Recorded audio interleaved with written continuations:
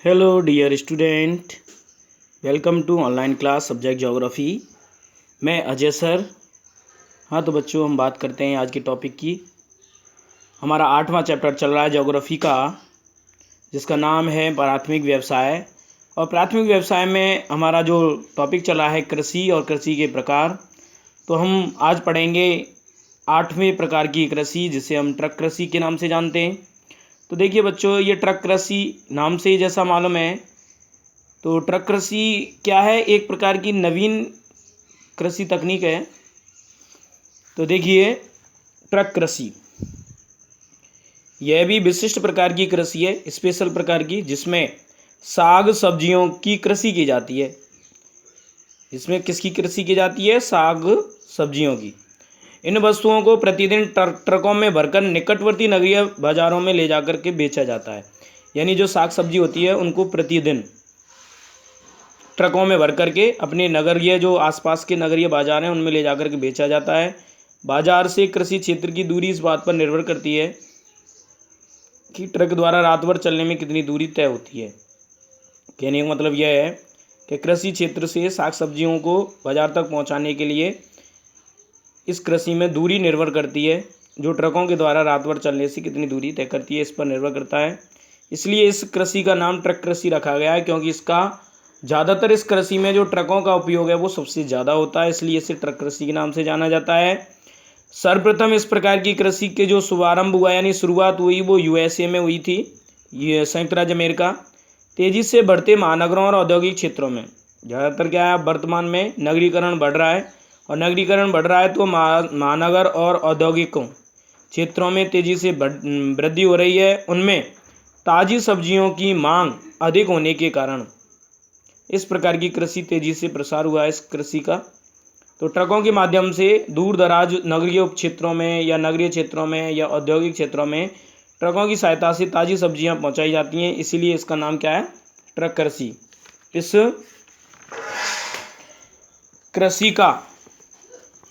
इस कृषि का नगरीकरण से गहरा संबंध है, क्योंकि जैसे जैसे नगरीकरण बढ़ता जा रहा है वैसे वैसे इस कृषि को बढ़ावा मिलता है। भारत में नगरीकरण तेजी से बढ़ा है। अधिकांश जनसंख्या शाकाहारी है, यानी साग सब्जियों पर निर्भर है। इसलिए देश में बढ़ती सब्जियों की मांग के कारण इस प्रकार की कृषि का तेजी से विकास हो रहा है। तो बच्चों, ये तो हो गई ट्रक कृषि। ज़्यादातर क्या है, क्वेश्चन बहुत ज़्यादा पूछे जाते हैं इसमें से कि ट्रक कृषि किसे कहते हैं और ट्रक कृषि की सर्वप्रथम शुरुआत कहाँ से हुई। तो हम आसानी से अपने आंसर दे सकते हैं। अब आती है अगला जो कृषि का प्रकार है, फलोद्यान कृषि। फलोद्यान कृषि का मतलब होता है फलों के बाग लगा करके जो पैदा ली जाती है, वो फलोद्यान कृषि कहलाती है। देखिए, यह भी एक कृषि का एक विशिष्ट प्रकार है, जिसमें ट्रक फार्मिंग की तरह सब्जियों की जगह पर क्या लगाए जाते हैं? फल और फूलों की कृषि की जाती है। फलों व फूलों की मांग नगरों में अधिक होती है। विभिन्न भागों में विभिन्न प्रकार के फल उगाए जाते हैं। उष्णकटिबंधीय क्षेत्रों में तो केला, आम, नारियल ये उगाए जाते हैं। शीतोष्ण कटिबंधीय क्षेत्रों में सेब, नाशपाती तथा भूमध्य सागरीय क्षेत्रों में नींबू, नारंगी, संतरा, अंगूर आदि मुख्य फल हैं। तो ये अलग अलग जलवायु प्रदेशों के आधार पर ये अलग अलग फल हैं। इनको नगरीय क्षेत्रों तक पहुंचाने के लिए ट्रकों की सहायता ली जाती है, तो ये फलोद्यान कृषि कहलाती है। तो हम नीचे देख सकते हैं बच्चों, देखिए, भूमध्य सागरीय प्रदेश में सबसे ज़्यादा, अगर विश्व की बात करें तो सबसे ज़्यादा अंगूरों की खेती भूमध्य सागर के आसपास वाले यूरोपियन कंट्रियों में होता है। तो ये भूमध्य सागरीय प्रदेश में अंगूर की खेती होती है। ये बीच में ये टोकरी सी है, इसमें अंगूर रखे हुए हैं। तो हम देख सकते हैं कि इस प्रकार की कृषि होती है। फलों की भांति फूलों की भी नगरीय क्षेत्रों में काफ़ी मांग रहती है। फूलों के लिए फूलों की जो डिमांड होती है ज़्यादातर नगरीय क्षेत्रों में होती है, क्योंकि वहाँ पर ज़्यादातर लोग अपने पूजा पाठ के लिए फूलों की ज़रूरत पड़ती है। फूलों की बिक्री से कृषकों को भारी मुनाफा होता है, और भारत में गुलाब, गेंदे व अन्य फूलों की अच्छी पैदावार होती है। तो ये एक प्रकार का फलोद्यान कृषि है। तो ये तो था बच्चों कृषि के प्रकार, जो अलग अलग प्रकार से कृषि की जाती है। अब अगला हमारा प्राथमिक व्यवसाय का अगला रूप है, छठवां, वह है लकड़ी काटना। जैसे देखिए, इसमें क्या होता है कि यह भी मानव का एक प्रमुख प्राथमिक व्यवसाय है, लकड़ी काटना। यह मानव का प्रमुख प्राथमिक व्यवसाय। इसमें वनों से लकड़ी काटना, उसके लट्ठे बनाना गोल गोल तथा उन्हें आरा मशीनों तक भेजना शामिल है। इस व्यवसाय में भी अन्य व्यवसायों की भांति महत्वपूर्ण बदलाव आया है। पहले तो लकड़ी को केवल ईंधन के लिए काटा जाता था, यानी जलाने के लिए, लेकिन आज इसका प्रयोग कई उद्योगों में कच्चे माल के रूप में किया जाता है। कागज व फर्नीचर उद्योग इस पर आधारित उद्योग है, लकड़ी पर ही आधारित है, क्योंकि कागज हमें पेड़ों से प्राप्त होता है, लकड़ी से प्राप्त होता है, और फर्नीचर भी हमें लकड़ी से ही प्राप्त होता है। तो हम देख सकते हैं बच्चों, देखिए चित्र में ये इस तरीके से लकड़ी के गट्ठे बने हुए हैं, इनमें से बहुत सारा फर्नीचर निकाला जाता है। इसी प्रकार से ये म्यांमार में लकड़ी व्यवसाय है, ऊपर वाला भारत में है। तीसरा ये कनाडा में ये लकड़ी व्यवसाय है। कनाडा जो है वो लकड़ी काटने या लकड़ी व्यवसाय में प्रथम विकसित देशों की श्रेणी में आता है। इसी व्यवसाय के आधार पर ये यूएसए का लकड़ी व्यवसाय है, जिसमें मशीनों से पूरा काम किया जा रहा है। अब देखिए बच्चों, लकड़ी काटने का व्यवसाय उष्णकटिबंधीय प्रदेशों में प्राथमिक स्तर पर मिलता है। जो गर्म प्रदेश हैं उन क्षेत्रों में लकड़ी काटने का जो व्यवसाय है वो प्राथमिक स्तर पर मिलता है, यानी पुराने रीति रिवाजों के आधार पर। उष्णकटिबंधीय वनों के प्रमुख वृक्षों में साल है, सागौन है, महोगनी है, चंदन है, रोजवुड है। ये लकड़ियों की प्रजातियां हैं, पेड़ों के नाम है, पेड़ों की किस्में हैं ये। इनका उपयोग इमारती यानी भवन निर्माण में और फर्नीचर बनाने में किया जाता है। शीतोष्ण कटिबंधीय कोणधारी वनों में लकड़ी काटने का कार्य व्यापारिक रूप से किया जाता है। शीतोष्ण कटिबंध का मतलब होता है ना ज़्यादा सर्दी ना ज़्यादा गर्मी। तो ऐसे क्षेत्रों में कोणधारी वन पाए जाते हैं, इनमें व्यापारिक रूप से किया जाता है। इन वनों में एक ही प्रकार के वृक्षों की क्या पाई जाती है? बहुलता होती है। पेड़ काटने और लट्ठे बनाने का कार्य ज़्यादातर किससे होता है? मशीनों से किया जाता है। इन क्षेत्रों में परिवहन के साधनों का भी पर्याप्त विकास हुआ है, परिवहन लाने ले जाने के लिए। इनकी मुलायम लकड़ी लुगदी, कागज़ की लुगदी बनती है, फिर कागज़ बनाया जाता है। पैकिंग का सामान बनाने में काम आती है, जैसे पेटी वगैरह होती हैं।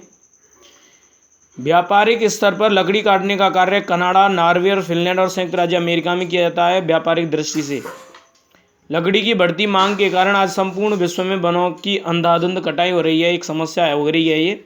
वन क्षेत्र तेजी से घटते जा रहे हैं। इसके कारण मिट्टी के अपरदन की मात्रा बढ़ रही है, उपजाऊपन घट रहा है। मृदा अपरदन के कारण नदियों में भयंकर बाढ़ें आ रही हैं, पर्यावरण असंतुलित होता जा रहा है। अब बात आती है खनन। तो देखिए बच्चों, खनन का मतलब होता है वह कार्य है जिसमें मानव जमीन यानी भूमि को खोद करके विभिन्न प्रकार के खनिज संसाधनों को अपनी आवश्यकता की पूर्ति के लिए बाहर निकालता है। तो ये प्रक्रिया खनन कहलाती है। तो देखिए बच्चों, जिन स्थानों में खनिज पाए जाते हैं वहीं पर खनन व्यवसाय विकसित हो पाता है, क्योंकि खनिज जहाँ पाए जाते हैं वहीं खनन कार्य शुरू होता है। तो खनन कार्य का अर्थ खनिजों को भूगर्भ से बाहर निकालना होता है, यानी भूगर्भ का मतलब होता है भूमि के अंदर से बाहर निकालना होता है। खनिजों के विश्व वितरण में अत्यधिक असमानताएं पाई जाती हैं। विश्व में सभी जगह एक जैसे खनिज नहीं पाए जाते, इसलिए इनमें बहुत अधिक असमानताएं पाई जाती हैं। खनिज प्राकृतिक रासायनिक तत्व या यौगिक हैं, ये अपने भौतिक तथा रासायनिक गुणों से जाने जाते हैं। खनिज जो हैं अपने भौतिक और रासायनिक गुणों से जाने जाते हैं। जिन स्थानों से खनिज निकाले जाते हैं उसे खान कहते हैं।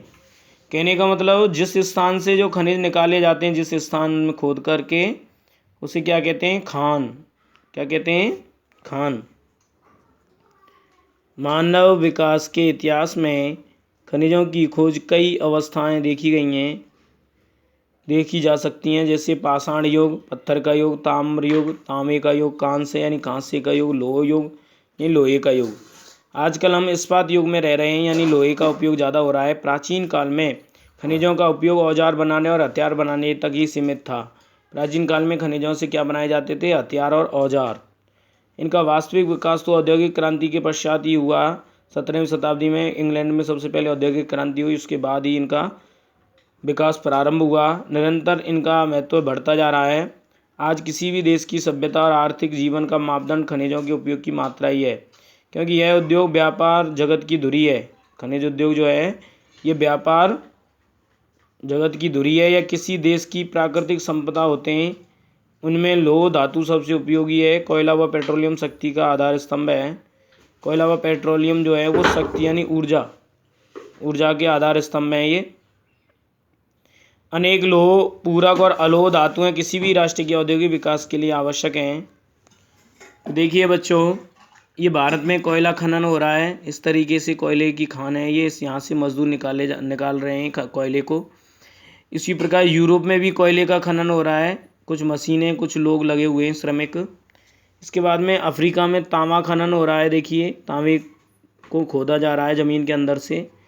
और यूरोप में खनन इस तरीके से गाड़ियों के द्वारा अंदर खान में किया जा रहा है। तो इससे हम समझ सकते हैं कि खनन एक देश की अर्थव्यवस्था की प्रमुख आधार होता है। इसके बाद में देखिए, खनन कार्य को प्रभावित करने वाले कारक। कई बार क्वेश्चन पूछा जा चुका है कि खनन कार्य को प्रभावित करने वाले कारकों के नाम बताइए। तो बच्चों देखिए, खनिजों की उपस्थिति मात्र से उनका खनन संभव नहीं होता कि खनिज की यहाँ उपस्थिति है और वहीं से खनन शुरू हो गया, अपितु भौतिक और मानवीय दशाएं भी खनिज उत्खनन को प्रभावित करती हैं। यानी ऐसा नहीं है कि जिस स्थान पर खनिज मिल गए तो वहाँ खनन शुरू हो गया, उसके लिए भौतिक और मानवीय दशाएं भी बहुत ज़्यादा प्रभावित होती हैं। सबसे पहले प्राकृतिक, देखिए प्राकृतिक दशाएं, कि प्राकृतिक दशाओं के अंतर्गत खनिज भंडारों की स्थिति, खनिज की कोटि यानी रैंक किस उत्तम प्रकार का है कि निम्न कोटि का है, मात्रा, खनिज कितनी मात्रा में, प्रकार, खनिजों के प्रकार कितने हैं, संपन्नता, खनिज संपन्नता किस खनिज की ज़्यादा है, और बाजार क्षेत्र की समीपता, जो खनिज क्षेत्र है जहाँ से खनन किया जा रहा है वह बाजार से कितना समीप है, आदि प्रमुख कारक हैं। ये प्राकृतिक कारक हैं जो उनको प्रभावित करते हैं। अब दूसरा आता है मानवीय दशा या मानवीय कारक। तो मानवीय दशाओं के अंतर्गत खनिजों की मांग, कि जिस खनिज की मांग ज़्यादा होती है उसका खनन ज़्यादा होता है।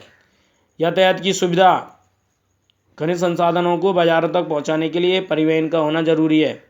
पूंजी, खनिज खोदने के लिए पूंजी की यानी पैसे की आवश्यकता होती है। श्रम, मजदूरों की आवश्यकता होती है। तकनीकी विकास का स्तर, यानी तकनीक यानी टेक्नोलॉजी भी आनी चाहिए। और सरकारी नीतियाँ, सरकार की अनुमति आदि ये प्रमुख कारक हैं जो खनन कार्य को प्रभावित करते हैं।